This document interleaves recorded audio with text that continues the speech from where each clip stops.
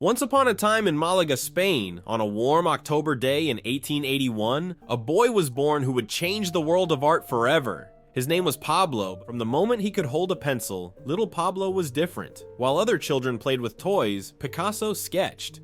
At the age of 9, he painted his first masterpiece, Le Picador, capturing a scene from a bullfight with remarkable skill for someone so young. His father, an artist himself, quickly realized his son had surpassed him in talent and gave him his own brushes. The prodigy had found his passion, and there was no stopping him. As Picasso grew older, his paintings began to tell stories of his life.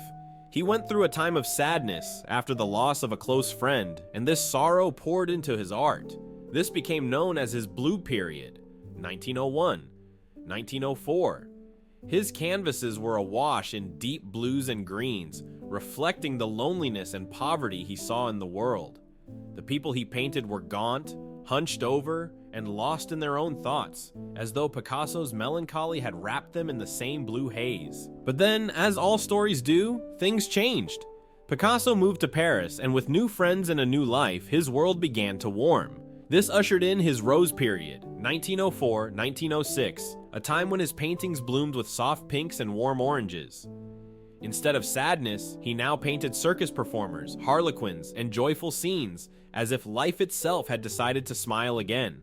Picasso didn't just stop there. Always restless, he began to experiment, to break apart the world as he saw it and rebuild it in ways no one had imagined. Along with Georges Braque, he co-founded the Cubist movement, shattering the way we see shapes and faces.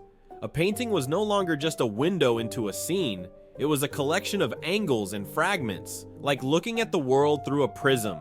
His famous painting, Les Demoiselles d'Avignon, shocked the world with its abstract forms and new visual language, forever changing the course of modern art. But Picasso was not just an artist in his studio. He lived through some of the world's darkest times. When the bombing of the Spanish town of Guernica happened during the Spanish Civil War, Picasso captured the horror in his iconic painting, Guernica. In stark black and white, he portrayed the anguish of war in jagged lines and tormented faces.